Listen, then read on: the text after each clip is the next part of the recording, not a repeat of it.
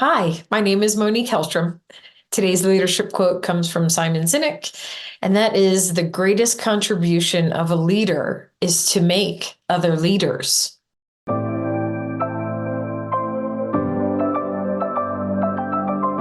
The Leader Assistant podcast exists to encourage and challenge assistants to become confident, game-changing leader assistants.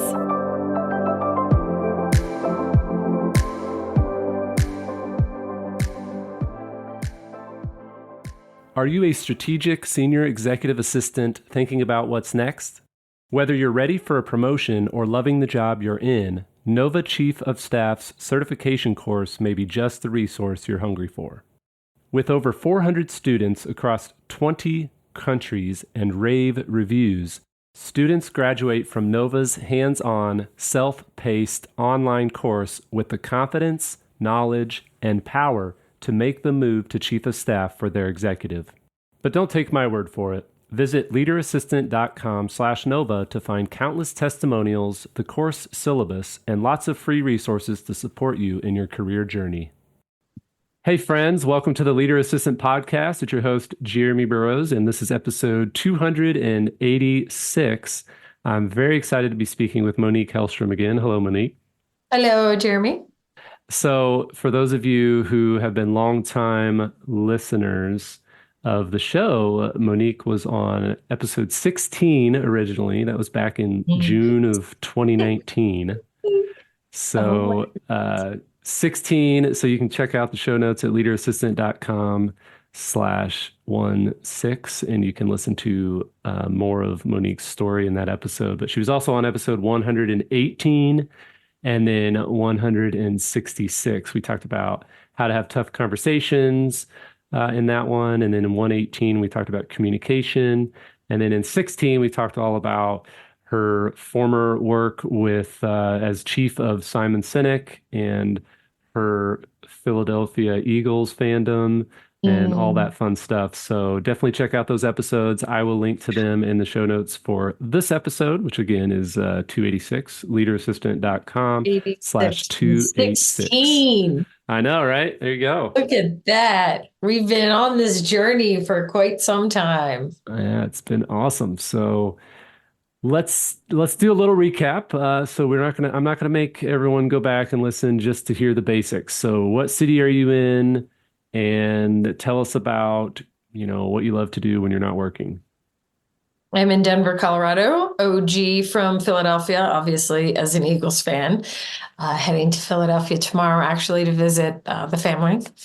And but currently live in Denver, Colorado with my dog, Birdie, and we enjoy a lot of the outdoors, lots and lots and lots of hiking. And you can do that for 4 seasons here in Denver. So that's what we do. Love it. And, when we last spoke, you were doing speaking and coaching for executives, but also, businesses, and then also executive assistants. As a former administrative professional in your career, you have lots of experience in that world. And again, people can learn more about that time of your life on the prior episodes. But tell us a little bit more about maybe the updates to your career journey and where your focus has been more recently. Sure. Thank you. Thank you for the stage. So my journey, or at least the way that my orientation has always been towards the executive assistant and administrative realm. I was one. I've been one for a really long time, obviously, and throughout coaching executives as well on how to have an assistant, what to do with these wonderful machines called executive assistants who work so hard to keep them afloat. And it was only natural that I slid into recruiting for administrative professionals as well. As we know, it is difficult to find the relationship, the real that bond that you can have with an executive where you know things are just going to work. And as you know, you have a very good relationship with your executive. I have a very good relationship with Simon, and it was weird for me to realize that sometimes a lot of people don't have that, and they don't have great colleagues on either side, let's call it. So it made sense for me to try and help more executives find that.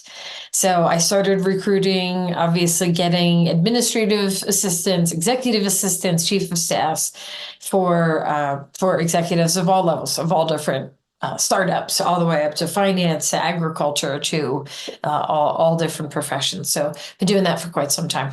And I'm still coaching. Again, I'm still coaching executives on how to have an assistant. I'm still coaching assistants on skill building, and also adding, resume services and how to interview better and everything that goes around that hard transition of getting a new job. Love it. So we're going to dive into those topics in this conversation. But before we jump into the specifics on like interviews, and resume writing, what what would you say is maybe one or two things that assistants should know about the recruiting world? You know, working as a recruiter, working with these companies and these executives, trying to find an assistant and find a match. What's Mhm. maybe something that's inside baseball, if you will, on the recruiting world? Insider tip, any direction? I mean, that's fairly broad. Any specific direction or I just think if you're listening right now and you don't have a job and you're trying to find a job, you're probably thinking, okay, what do I need to know Roger to that. give me that edge? Give me that Okay. edge in the recruiter world. So I'll give you a little secret, the inside baseball number one. As we know, this profession is slightly amorphous. We all do slightly different things. We all have slightly different titles. And most often people don't know what we do in an organization. And then we try and get a job and we put on a piece of paper what we do for a living, where the person reading it on the other end might be HR or a recruiter firm or a CEO who doesn't necessarily need to know A through Z of what you do. They want to know what the outcome is. They want to know why you do it. And they want to know what you're doing it for or what it produced. I read a lot of resumes that are like, I do this and this and this and this and this and this. I'd rather see, in order to keep my executive on time and never late for a meeting, here's some of the steps that, here's what I do. Give me the outcome. Tell me what these steps are for, because executives, they don't know what you do. And then they have to read on a piece of paper and say, that's what I want. So write it in a way that an executive is going to say, that's what I want. Or HR is going to say, that's what I want, not in how we want to describe what we did. Yeah. So like an example would be, let's say my resume says I scheduled meetings. Yeah. What, how would I rewrite that? How would I rewrite that? So again, it depends on who you're working for and what the context is. I'm going to give you a really broad overview, but what was the purpose of scheduling a meeting? I'll tell you, in my case, it was to help Simon inspire the world. If I keep his schedule organized, he can go out and inspire more people to do the things that inspire them. That's truly what I was doing. So that's how I wrote it in my resume, was the me, yes, I scheduled 275 meetings a week and used three different systems, yes, I did all those things, but what was the outcome? The outcome was Simon grew from X amount of audience to X amount of audience, and one of the ways that we did that was saying on time and on force. And I am Yeah. a master at doing that. That was a really odd explanation, but you see No, where I'm. no. Yeah, it makes sense. And I think for me, like if I was gonna think about, okay, my current role with my current executive and a meeting that I just helped schedule that he had a couple days ago turned into a $250,000 investment in our investment round. And so for me, it's like, okay, when you see those quantifiable results from Sure. these meetings that you schedule, then yeah, it's a lot more than just I scheduled meetings. Sure, absolutely. And if you have exact quantifiable details, that's even better because then you Right. can, I mean, you got numbers, and if you're not putting that in your file for why I'm so cool, then you should. And if you don't have quantifiable data, still, what if you kept your executive or executives or whomever you work with or for on point, what would that do? Mhm. What does it do? What is keeping them on schedule? What are they getting to do? Are they doctors who are getting to help people? Or, so it's kind of a switch of the focus. Yeah, definitely. Because Awesome. again, think Well, about who's reading your resume. It's not other EAs reading your resume. right, right. So speaking of reading resumes, um, is there, and actually I kind of have a side question on the recruiter side first. Is recruiting or working with, if I'm an assistant, which I am, but if I'm an assistant looking for a job, which I'm not at the moment. Disclaimer, Um, disclaimer, asterisk, right, asterisk.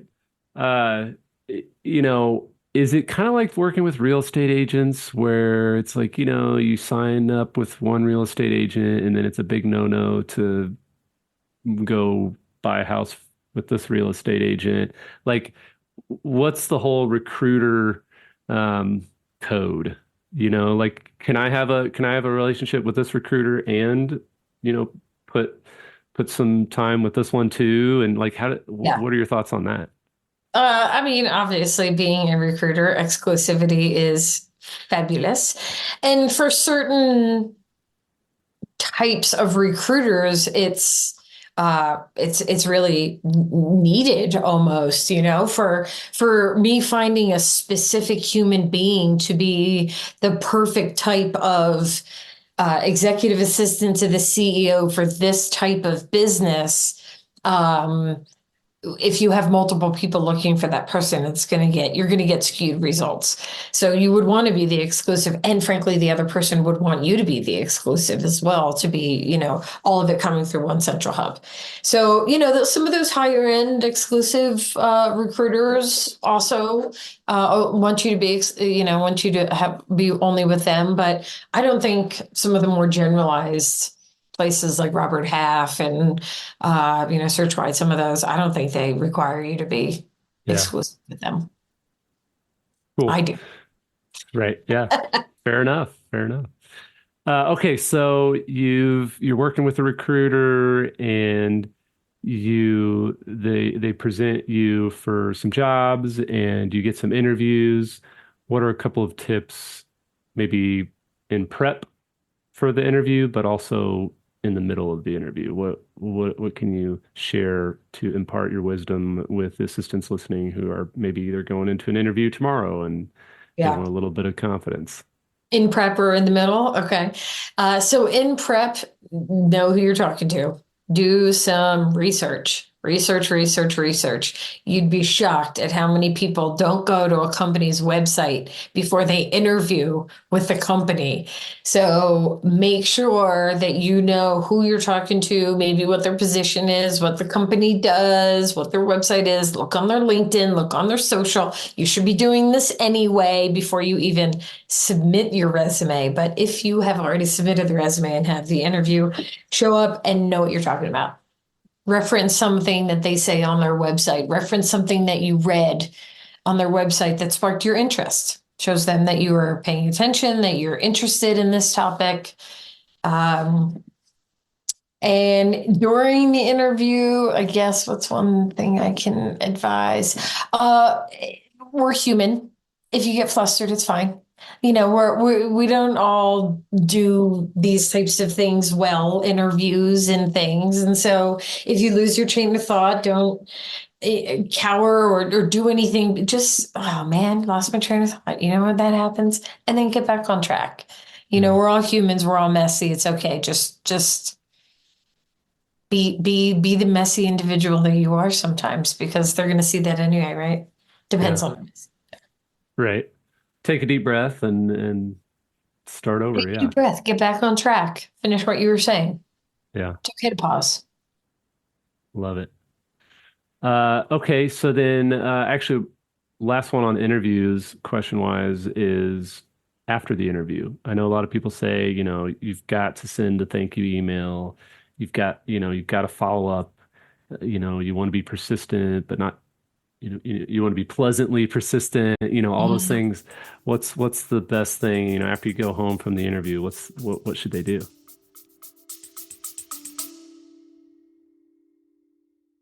Are you ready to elevate your career in 2024? I'm Maggie Olson, founder of Nova Chief of Staff Certification, the first of its kind online course for aspiring and existing chiefs of staff. With curriculum taken directly from on-the-job responsibilities, Nova's self-paced learning modules provides you with hands-on experience so you can feel competent and confident moving into a chief of staff style role. It's the perfect next step for executive assistants. Head to leaderassistant.com/Nova to learn more, grab the syllabus, and enroll today. I always recommend a thank you. I love getting the thank yous. And again, something specific that lets me know that you didn't copy and paste the Hmm. same email to 5 different people who you had interviews with. Thanks for the interview. Hope you have a wonderful day. Boop. Something, I really enjoyed talking with you about blah, blah, blah. And so I feel like you were interested, like you were paying attention, like you were listening. So I like the thank you. And I like a generalized follow-up. Again, this depends on the job because if I'm trying to place this job in a week, that's a different schedule for you to follow up than if I'm trying to place this job in a month. Yeah. Yeah. So I guess it really depends on how soon they're trying to have a warm body in the seat. Hmm. So but follow up occasionally. I definitely don't need every day. Right. And frankly, it's not going to really sway my decision anyway. Yeah. Cool. So let's talk about resumes then, because I've seen a lot of comments and talked to a lot of assistants right now that are like just discouraged because they see on LinkedIn or they see on Indeed or whatever sites they're applying for these jobs, and they're like, oh, it says that 1,000 people applied for this job, or it says that 2,000 people have filled out a application for this role on LinkedIn or whatever. It does all those little social cues and FOMO Yeah. stats. Um, so one, what do you say to that specific comment that I've seen over and over again of like, says there's 1,000 people. Do I even need to apply? Is there even a point? Yeah. So that's the first part. The second part is just like what can you do when you're crafting your resume to cut through the noise? Okay. So, okay, the two-parter. You like the two-parter questions. I like it. Okay. I'm a two-parter. It's For it's a two-parter two-parter, day today for some it's reason. two-parter kind of day. Okay. So part one was if there's 1,000 resumes already being submitted, should you even do it? Depends on how bad you want the job. If you're going around, and I know people do it, and there's nothing wrong with any of these behaviors, but if you're just going on and applying, apply, the ones that have 1,000, forget it. Because you're not paying attention to it. You really don't care about it anyway. Leave it alone. Let the other 1,000 people vie for the top. If you read that job description and you're like, this is me, I must get this job, then yes, you have to apply and you have to have your resume stand out. Which leads to the second part question: how do you make your resume stand out? So in addition to what I said before, make sure that you're describing the tasks that you did in a manner that's going to make sense for the other person on the other end, depending on who's reading it, HR or the executive. So it's usually more outcome focused than it is performance focused, action focused. But also, uh, what easy to again, do some research and let me know that you've read my job description end to end.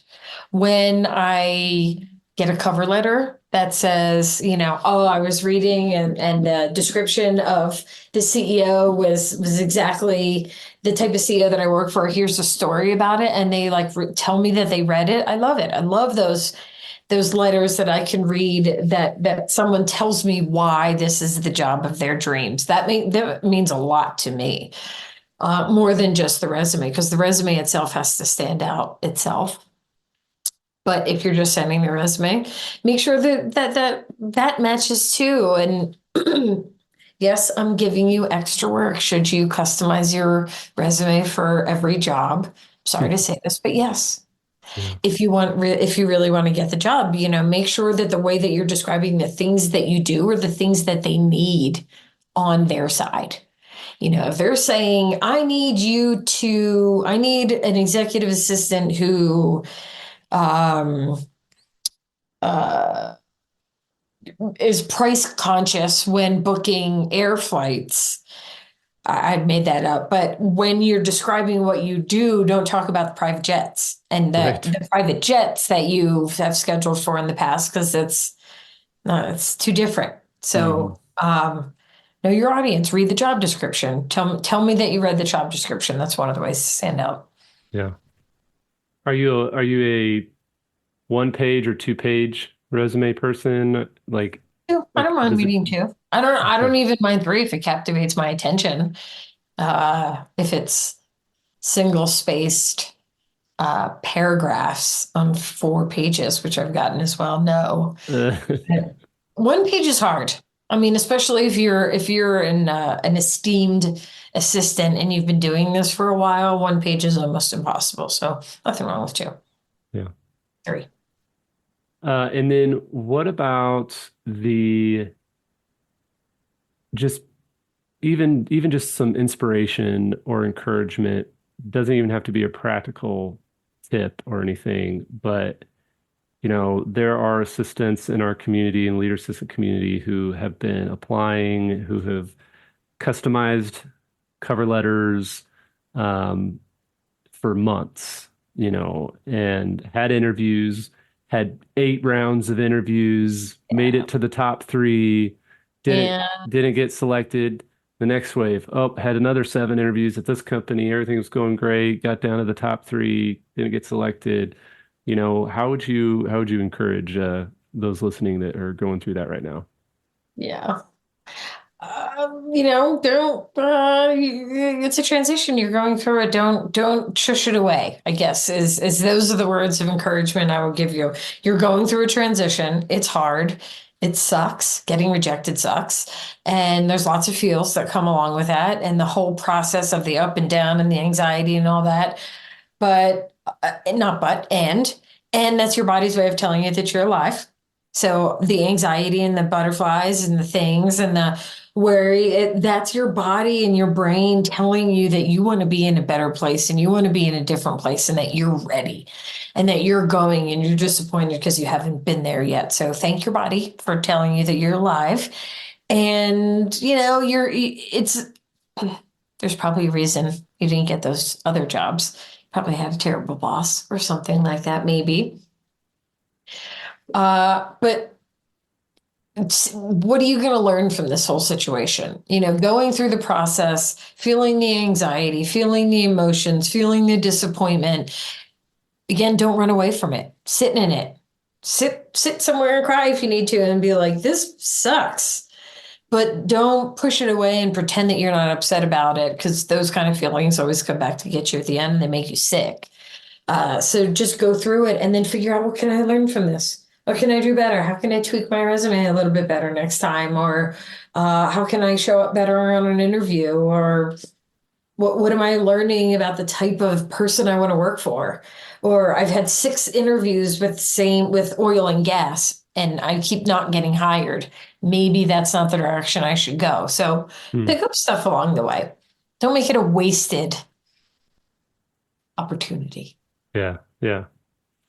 Yeah, it's like I tell my kids when it comes to their baseball tournaments and soccer tournaments and they lose, and it's like, all right, you you either win or you learn. Yeah. It's losing sucks. It's always more fun to win. Yeah. but what can we learn from it? Yeah. So I prefer it to be when you either win and learn or you lose and learn. Because either there you way, you're go. learning something There you go. from what to do more of or what to do less of. Yeah. So learning is everywhere. Nice. So, okay, so these are great tips, fun conversation. I want to hear a little bit about your coaching for assistants specifically. Okay. And, you know, how does that process work? I know there are a lot of people that are, oh, I want a mentor or I want a coach, or what's the difference between a mentor and a coach? And they don't know. And it's like, so what's your philosophy on coaching and Sure. how do you work, specifically again with assistants? Mhm. And you mentioned, you help them with their resume and you help them with interview, working through Sure. interviews and all that as well. But yeah, I mean, I know a lot of assistants could use coaching and Sure. and a lot of them need coaching, but what have you seen has been the benefit for the assistants that you've worked with? Okay. So I consider myself what I call to be a transitional coach. I help people through transitions to getting from where they are to where they need to be, or who they should be, where they need to be, who they've always meant to be. That's where that's my sweet spot. So if you're professionally speaking, you want to get a promotion, you're trying to get that better job, you're trying to get a different executive, you're moving up to the C-suite, or you're changing jobs and you want to go to a different position. Those are all transitions and those are professional transitions. And so I can help you with that resume, with that who are you now and who do you want to become and how do we get there? So professionally, also just in life. Many of my coaching clients currently at this moment are not necessarily gunning for a specific position. They're not like, I want to be this chief of staff or I want to be the blah, blah, blah. They just want to be better at who they are. They want to know more about themselves. They want to know better about how to communicate. They want to upgrade. They want to upgrade their own evolution. And so that's really where my sweet spot is. Some coaches slash mentors are long term, and you're especially a mentor. You can be a mentor or mentee for years, for a decade, and that's one type. My again transitional type of coaching is for a specific need. I want to get a new job. I want to transition into this person. Most of my coaching is 8 sessions, 12 sessions. And then my clients will check in every quarter or something like that. So Gotcha. it's again, I help you go from where you are to where you need to be. Awesome. Love it. And where's the best place for people to find out more about you and reach out if they want to learn more? It's not hard to find me. Monique Helstrom is my name, and Monique Helstrom is how you find me. That's my website. It's all my Instas. It's all of my social. I had a friend tell me the other day, she was like, "You're not hard to find." And I was like, that's true. And I've done that on purpose, but that's also very scary. That I am easy to find. MoniqueHelstrom.com. You can find me everywhere. Awesome. Great. And even though it is easy to find, I will put your, LinkedIn and Instagram and all those and the website and everything, all those links in the show notes at leaderassistant.com/286, leaderassistant.com/286. And I think the last thing I wanted to just ask you about, just because I'm personally curious, you worked with Simon Sinek for a long time. Was it like 7 years or something? I can't remember. Almost 9, I think, or Okay, okay. somewhere dancing around the 9 years. And it's been how long since you parted ways and Uh, four, let's see, okay, this 2020, 2019. Yeah, four. okay. Yeah, So I'm just curious, I've worked with executives a long time, for long periods. I worked with my last executive 6 years. I actually worked in the organization for 12 years. I've started, well, actually, I'm in the middle of year 8 with my current executive. right. Um, but there's always those, at least for me, it seems there's always those like looking back and thinking back on the good, the bad, and the ugly with former organizations and former executives. And I always, I don't know, again, maybe it's just me, but I always think like, okay, like that was crazy. Like, if I would have known this then, that would have Had I known changed, then what I know now? that would have changed everything, Yeah. and not like regrets or anything, but just like maybe lessons learned, or now that it's been 4 years since that role as his assistant slash chief of staff, Mm. has there been anything that has, I don't know, stories or ideas or, you know, great gratitude moments, or, is there anything that's come just now that that separation has been there, that you would like to share, or that I'm going to Hmm. put you on the spot? It's a broad question too. Yeah, put me on the spot. So anything that I felt Yeah, I since mean, are you like, I miss working at that team, and, it was a fun world, or like, I still see things in the media or with them, and Mhm. it gives me this like, you know, feeling of, oh, those were good days, or like, oh, I'm glad I'm not working there anymore. I'm happy with where I am, Is that what you want to hear? I'm so glad. like Okay, okay. So takeaways. All right, Roger that. I guess what if I to summarize a decade of working for someone in just a few moments.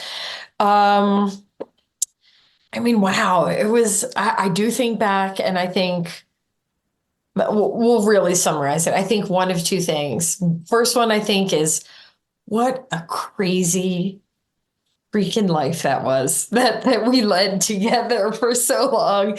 The travel and just being everywhere and meeting so many people. I mean, I would be in with or around thousands of people in a week, thousands. right, And then we went into COVID immediately after that. So it was such a one in a lifetime experience. It was amazing. It was just sometimes I look back and I'm like, whoa, that's nuts. did that actually happen? Did that really happen? I guess that translates into me being grateful for everything that happened. You know, every time I fell down and went boom, taught me a lesson. Every time I screwed up and Simon caught me on it, I learned something. You know, every time I did something well and I got caught on that too, I learned something too. So I wouldn't be who I am now if it wasn't for him and that organization, without a doubt. With Kim, with everyone that worked in that organization, I wouldn't be me. I wouldn't be this version of me, I guess, without them. Right. Awesome. Well, thanks for sharing. Thanks for letting me put you on the spot. It's good to catch up always. And, I appreciate you over the years being supportive of me and my crazy journey. And, writing I did want to share the funny. So you wrote the forward to my book, and which was awesome. And so glad you did that. I'm very appreciative always of the fact that you did that. But what's funny is I get tagged every once in a while on social media, and it's like, oh, hey, I'm reading Jeremy's book, and here's a quote that I really liked from his book, and they'll put the quote in the LinkedIn post or the Instagram shot or whatever. And I swear 3 out of every 4 of those posts that, people tag me in and whatever, the quote that they pull is from your forward. So I'm just like, Or is it a few different ones? it's a few different ones, but it's always from your forward. And I'm just like, okay, all right. You know what?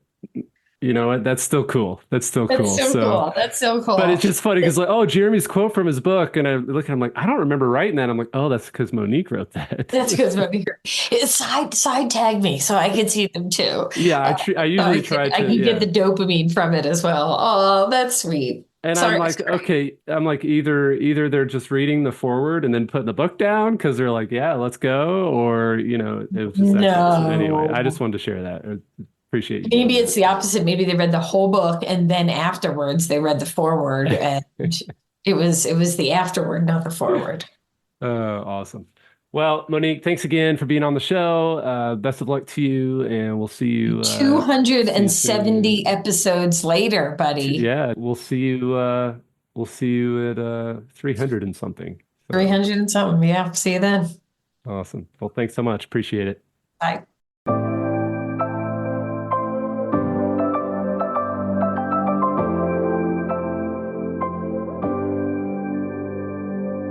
Please review on Apple Podcasts.